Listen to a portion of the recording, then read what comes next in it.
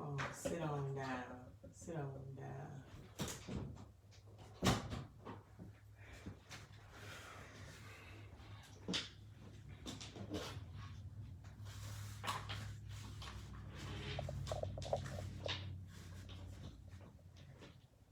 All right. Now the show is the podcast, y'all. Not this. This is just show. behind the scenes. So expect us to be ready.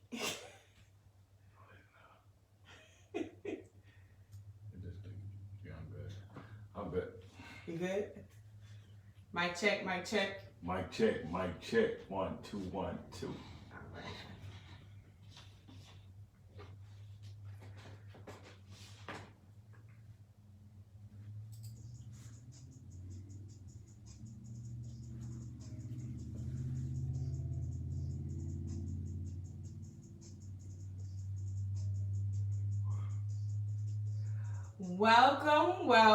Welcome to Hype's House.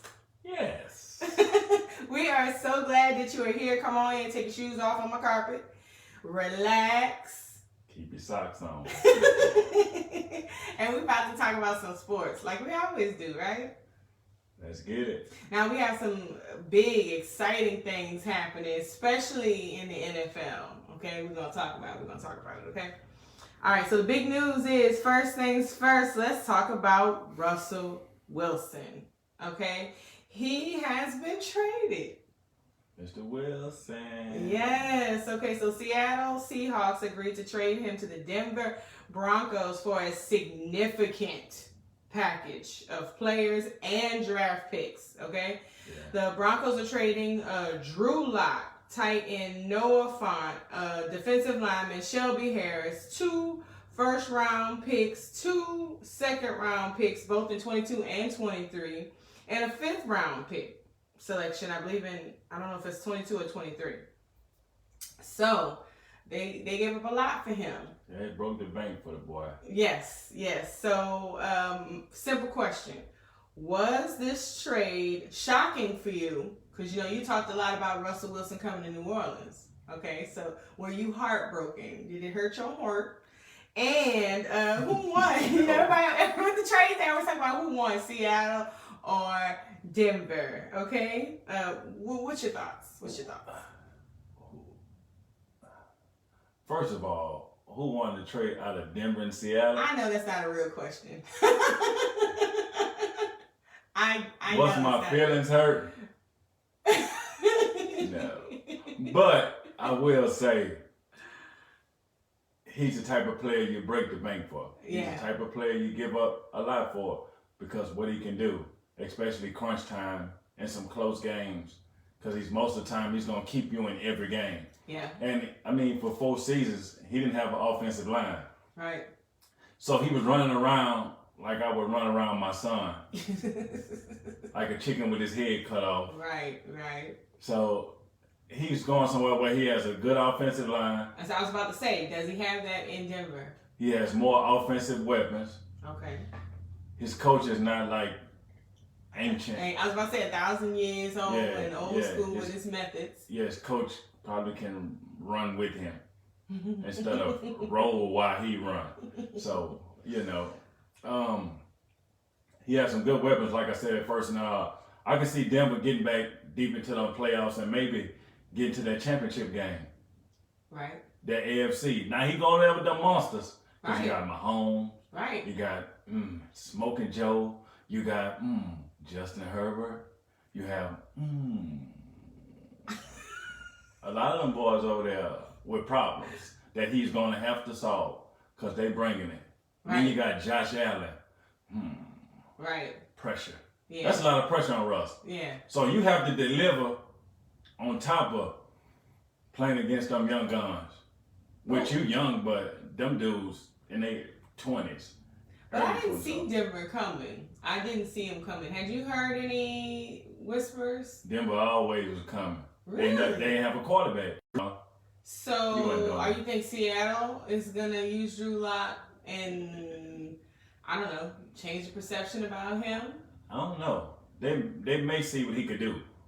they may see what he could do.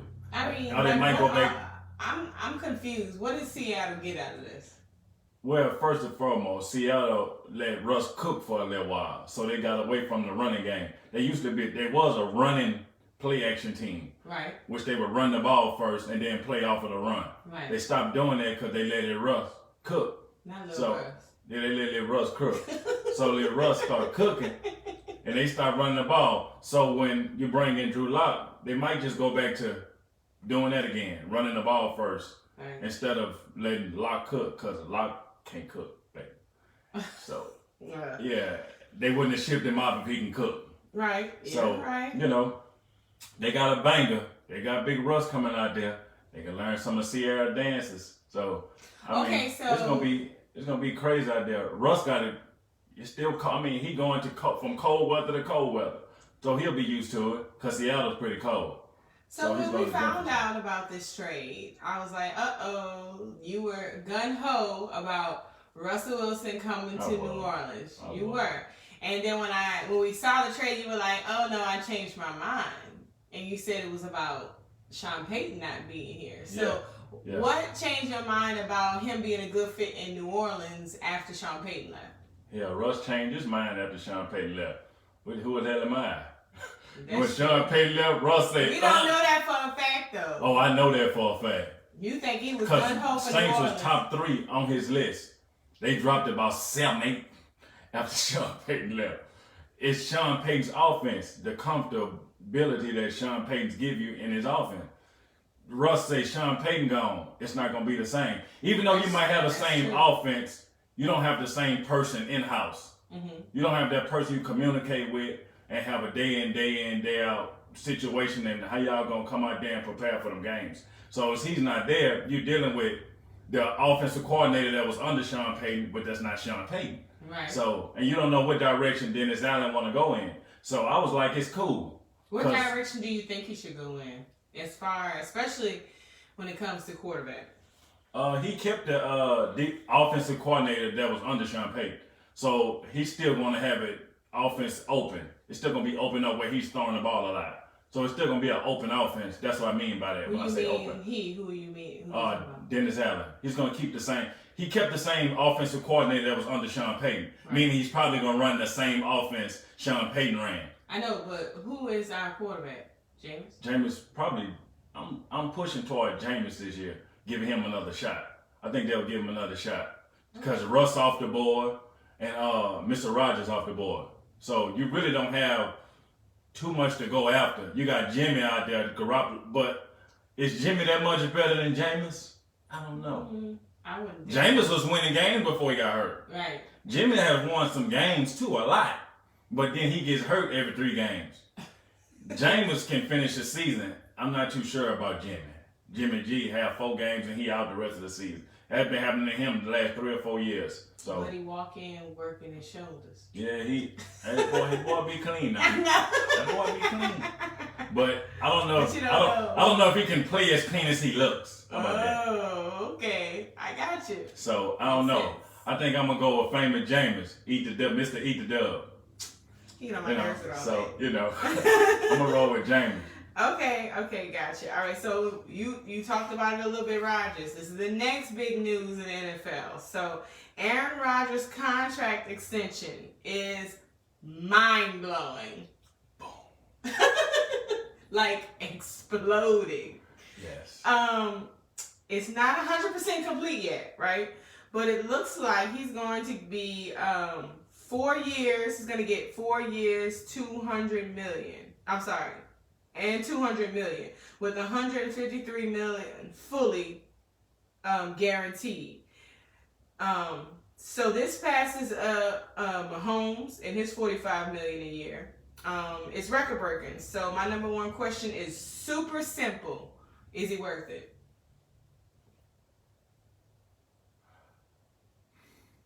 No. Really? No. I honestly did not think you were going to say no. That's why I had to swing my head around. No? No. It's a hard no, too. Really? Yeah, I wasn't even thinking about it. I wouldn't have gave it to him. Elaborate. But now think about it. That's what he's asking for. Not giving it to him means losing him. So you're weighing the decision of losing Aaron Rodgers or giving him this money. I mean, Aaron Rodgers, number one, Aaron Rodgers been in the league over 10 years. He has won 1 Super Bowl. He's won 4 MVPs, league MVPs, but you only have 1 Super Bowl. How great is a player? How great are you after 10 years? Right. And then you're 38. You think I want to give you $200 million at 38 years old? Oh my God, that's too much to me. In the big games, you don't win. Right. You're below 500. You're not even 6-6 in the playoffs going down the stretch. You're below that. So you think that is all on his shoulders, though? Yeah. If you want this money, you gotta perform. Look at Tom Brady, 44. He went there to Tampa Bay and won. Right. He's winning. I would give him that. He knows how. He's gonna win it. I know one thing about great players. Let me see. Allen Iverson, great player. Right. Great numbers, deep in the playoffs, won an MVP. Didn't win a championship. Right. Mind you, Aaron Rodgers does have one. But they putting up the numbers. You want the money, but when it gets time to really get down in crunch time and win the game, you don't show up. You're going home and you're watching Super Bowl with me. Hot wings and family. So, hot wings and family. So I don't know if I can pay a 38-year-old $200 million and you haven't won me but 1 Super Bowl in 10 years. And Green Bay is doing this for marketing. They're not doing this because they think he's that valuable to win a Super Bowl. As long as they keep Aaron Rodgers in house, they can sell tickets, they can sell merch, they can do all the things they want to do to keep the money going. You know what? I didn't even think about that. I absolutely agree. So it's not about team and winning, and it's about money. Making money. I gotta give him the money He's controversial, good looking dude, crazy as hell, but that's what they say. That's what good looking, mysterious, make crazy comments. He's a hard side eye. Right. I get it though. He's a bad boy. I get you. He's a media darling. There you go. Every time he says something, it blows up. Right. Million views. Negative, positive. Right. Any attention is good attention, right? So, and then he also puts up numbers in the regular season, which they win. They're always the top seed. They're always the number 1 seed in the NFC. But they never get out to the damn second or third round, and never get to the Super Bowl. So, if we listen to your reasoning, you would have not given him that.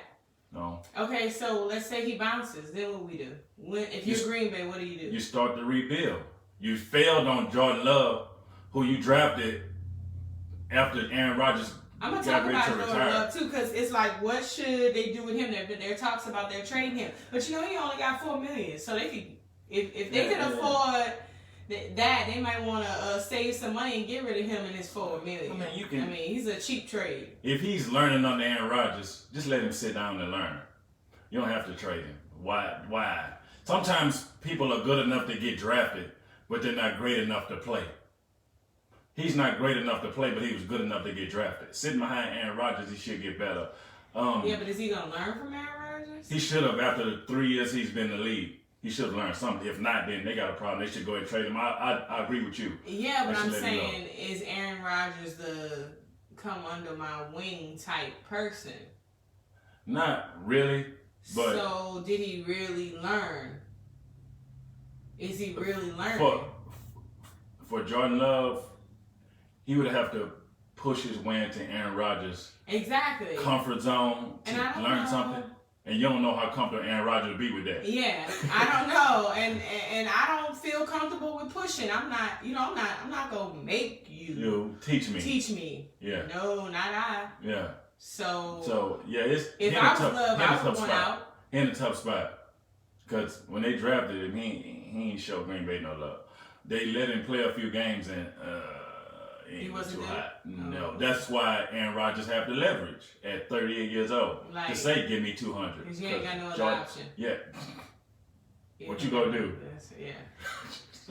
It's tough, man. But I mean, it's funny that we saying that, but it's just like that ransom note Kyler Murray had. I mean, a lot of people, a lot of analysts are talking about how the moves that Russell Wilson, the moves that Tom Brady made, the moves that Aaron Rodgers are making is really like game changing in the league. Like quarterbacks got power. Yeah. You know, but is it a good thing or is it a bad thing? Like keeping them, having that spot taken by the right person has always been crucial, right? Yeah. But now it's just kind of like their way or the highway. They're holding themselves, you know, hostage. You know, like I'm not doing, you know, and that's scary for owners and teams, and you know.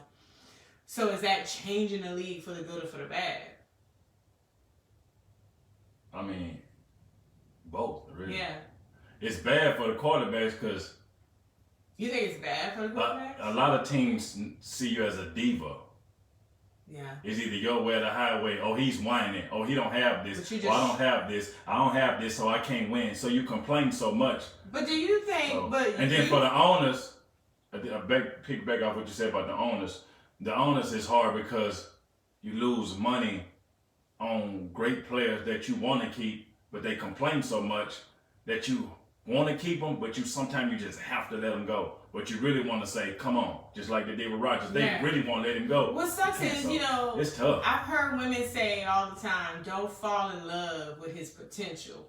Like, look at his actions. But, like, these owners are now having to make moves based on potential. You know what I'm saying? Yeah. Like, I can't look at your resume and look at your actions and then hold you accountable and say A, B, C, D. This is what you didn't do and what you did do. So this is why you get this and you get that. Now it's like a scare tactic because you don't have any else to go. So now you got to pay them based off of potential. Yeah. And that sucks. Yeah. Nobody likes that. And I go back to, and before we leave that, I just go back to Janet Jackson. What have you done for me lately?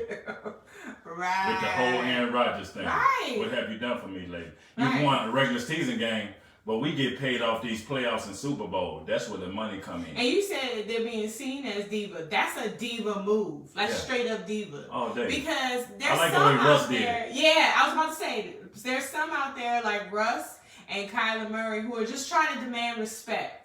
You know what I'm saying? Like, they're just trying to say, I'm worth this. Aaron Rodgers is being a diva. He wants to say, I got the highest paid. Aaron Rodgers said something funny. I don't know if you have it, but he said something about, that's the deal, but it's not exactly 200. So I just want to let y'all know things on what he's still with the dude. Just say, it's almost like he keep going. and the analyst like, dude, just play and shut up. Yeah. He's keep trying to make a story out of a story. He's not. Jesus. I'm going to say it. I don't care. He is not a likable guy. And he's okay with that. Yeah. I think he likes it. I don't think he cared it. I don't think he likes it. You don't like me? Yes. I know. I'm not saying he cares. I'm just saying I don't like him. He's just doing too much. He's doing too much. He's doing too much. He'd go. Right. He'd go. I agree. And you know what? I'm gonna say my comment. Move on. I'm just saying other people couldn't do and say what he doing. Couldn't whine, couldn't complain, couldn't not show up and show out, but expect you to give me five. Nah. Russ was the closest thing to that. Right. Because Russ was like, man, and look. you know what? And people were having conversations about, is he really that dude? Why are we having conversations about Russ Wilson? Is he really not that dude? And not having conversations about Aaron Rodgers? Good point. Right. Why do we have to have that conversation about questioning where he is? Aren't they in the same boat? Yeah. One, right? But then NFC together. Right. So they battle against each other. So why question him and not question Aaron Rodgers? Mm-hmm. That's crazy. Not feeling it, but you know, the world we live in. Yeah. Right. Anyway, okay, so we're keeping it short this one. But before we go into our last topic, we're going to talk about a few sports headlines that caught my eye. Okay, so Calvin Ridley. Ew. He's been suspended from Atlanta Falcons for gambling. So it's not all out. All the facts are not out yet. It's still under investigation. But he was saying that it was during a time where he wasn't technically on the team, but he was still in the NFL. You know. So I don't know. What's your thoughts? I think it was like a break he was having, right? Yeah.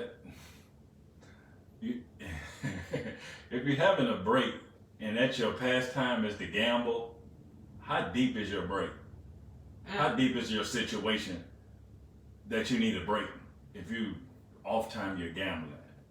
I don't know mentally if I'm distraught mentally and I need time for myself and time to just relax and heal mentally. Why would I gamble? But see, that's you going on some whole mental. So how far is it? But because gamblers don't do it just because I'm trying to get a come up. Sometimes it's just like an addiction. I was about to say maybe that's something he's been doing and got away from, but tried to do again. But the stature that he has now is too big for him to be playing around with it. Yeah. So and when you idle hands. Yeah. You know what I'm saying? When you're not doing anything, when you're in chill mode, it comes to you. I always talk about people in your circle. You have to have the right people around you in your circle to turn you left instead of turning you right. Absolutely. Because the right thing, we don't want to go. We want to take the right turn. But we always go left because that's our comfortability throughout our life. Absolutely. We grew up going left our whole life. Absolutely. So when somebody say, let's go right, that's not friendly enough for you to be a friend to me. Right. It's almost like you telling me what to do and I'm going to do what I want to do because I'm this person, so you don't want to listen. So create a circle that's you. If you're a person that's out of control, right, most of the time you're not going to accept control circles. Yeah, but sometimes when you're out of control, you don't realize you're out of control. No. Or you don't realize you need somebody to get you in control. To get you together. Yeah. Get you together. And it starts in the house. It's hard. And it starts at home. It's hard, but we don't know what home look like for him. Right, so that starts We're at all home. products of our circumstances and our environment. I say that. Now having fun with friends is cool. Gamble, live 1,500 here. That's fine, because that's what friends do. And homeboys, you hang out. But at his stature, that friend had to say, bro, you can't do that. You in the league. You an elite player. You can't. They watching you. Yeah. Once you come elite in the NFL or NBA or any professional sport, you become a target. But it's like that. So whatever you do, they're watching. But literally. It's like that documentary we watched on Michael Vick. Yeah. Which I'm a tag, later on YouTube if anybody wants to watch it. But when your friends got their hands out, looking for what you gonna get them, why would they be worried about what you getting for you? Yeah, they just become yes man. Yeah. Because as long as you get me, help me out. I might as well wear a t-shirt say yes. We got to come up. Yeah. They thinking we got to come up, not you. Yeah. And of course, so you just the athletes say we made it. Yeah, and they once and they the athletes say we made it. It's over. Somebody, mama, watch your child. Watch him. It's over. Watch him, but I guess mama could be we made it too. So it's tough. Anyway, moving on. Godwin and the Bucks unable to work out a long-term deal before the deadline. So they placed a franchise tag on him for the second season in a row. Thoughts? He gonna leave. You think? If they're not invested on him enough and his number's too high and he feels like he's good enough and you want to tag him to keep him there, he gonna leave. Yeah, I agree. Because he feels like his value is more. I wonder why. It's like he's not really valuable for their team. Devontae Adams for Green Bay got tagged too.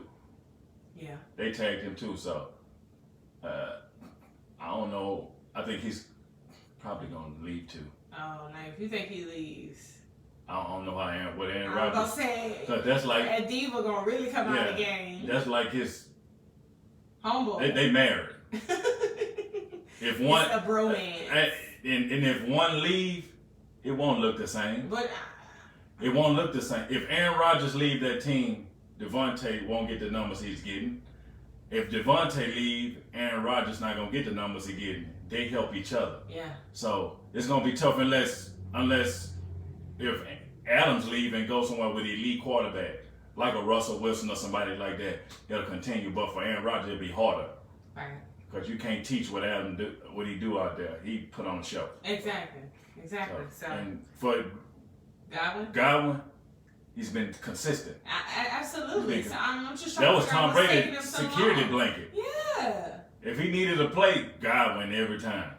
So it wasn't Brown, which people it was Godwin. Yeah. So Evans wasn't doing nothing. It was Godwin. So if you don't want to pay him, he go, "Hey, got to go. You got to go. You got to go. You got to pay, man. You got to pay him." Okay, Ben Simmons is to be on Brooklyn Nets bench against his old team, the 76ers in Philadelphia. Yeah. He's still not ready. Man, that's gonna be tough. Yeah, I know. Dang, man, I kind of feel for him. But he said he going out there. He gonna be there on that bench watching. Dude, that's I'm fine. like, cool. It would have been cool if he was on the court. But That's light smoke. Yeah. You gonna get some light smoke. People talking behind you. What you doing here, you bum, and blah, blah, blah, blah, blah. They gonna give him the business, but he's on the bench. So that's light smoke. I know. That real smoke is when you was out there playing.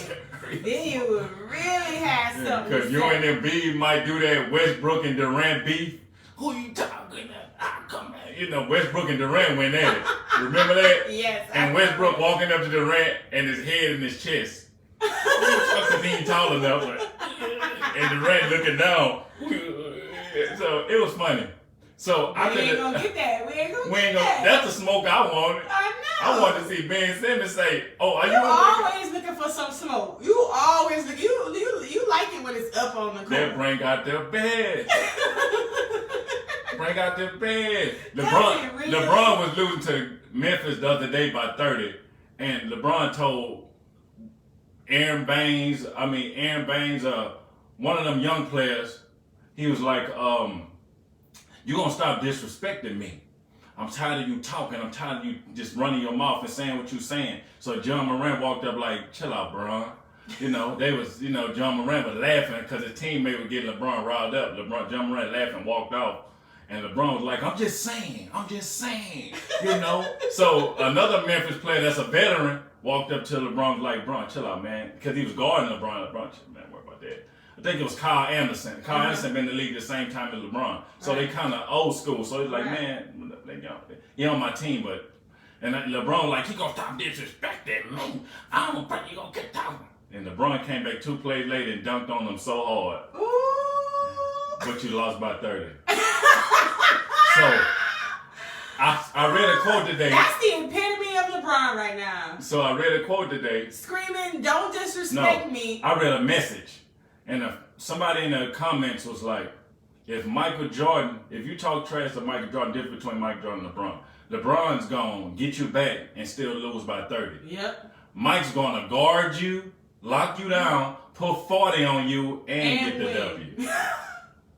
I say, there it that is. was smoke. There it is. That was I real. don't know why we real. keep talking about this GOAT conversation, but it's clear to me. But whatever. That's the reaction. Yeah. LeBron more so talking a little bit and show you a little something, but he don't want to dominate the game and say you about to lose just for that. Right. That ain't his mentality. We got the most views and the most likes from your comment talking about players putting their head down, moping, trying to get calls, and the other team run down the court and score. Yeah. And here we go, LeBron again. Like, you gonna stop this? Ain't nobody woke up the mic and do that. No. They was like, man, shut the hell up. Stop talking to Mike before you get that man started. Exactly. That's when you know it's over. When you tell your teammate, shut the hell up, stop messing with that man. Yes. Shut up, just play. Yeah, ain't nobody telling that to anybody but LeBron. No. Shoot. Different.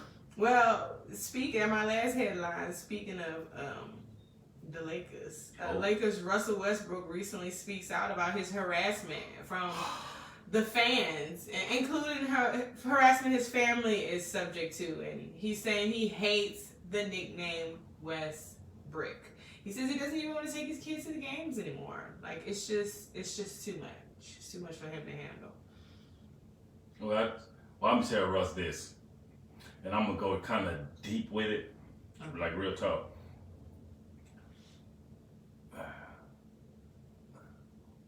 I have a disability, right? Mm-hmm. Throughout my life. Mm-hmm. How did he think I would feel? They calling him something, but they see me as something different from them.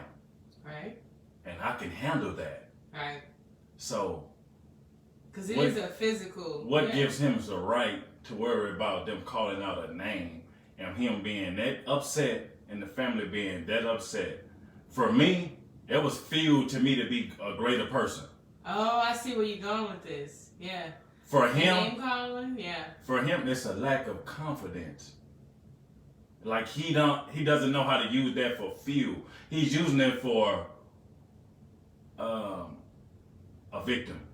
Now he's a victim, and his family feels like he's victimized. But your play on the court is not up to par. So what kind of reaction do you want the fans to give you when you're not showing them something different and something they expected? When they got you there, they thought, triple-double Russ. No, single-double Russ.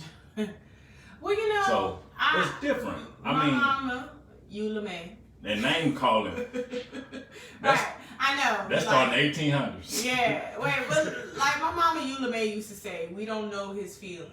You know what I'm saying? We're not in his shoes. We don't know his feelings. Everybody is entitled to feel some kind of way about something. If they think they're wrong, they can express it. You know, it's not. And we're on the other side saying, "Suck it up, get over it." And come on now, I go hard for my man. You know what I'm saying? So she on Twitter talking to Skip Bayless and all this other stuff. Okay, I might have done that too, but the overall message he really needs to hear, and it's like, once again, I don't have a right to tell him that, is you need to use it as fuel and improve. Because it's clear as day that you are not playing up to par. I have one thing to say. When it's up, it's up. When it's up, then it's up. Then it's up. It's up. And it's stuck? It's up. Yeah. When he plays to his best, I ain't hear none of them people. You're right. But now, so now he's playing bad and somebody's saying something. That's the perk. That comes with being I was about to say, comes with being a great athlete. Yeah, he's the top. You're in the NFL. I mean, you're in the NBA. He's in the top 75. Right.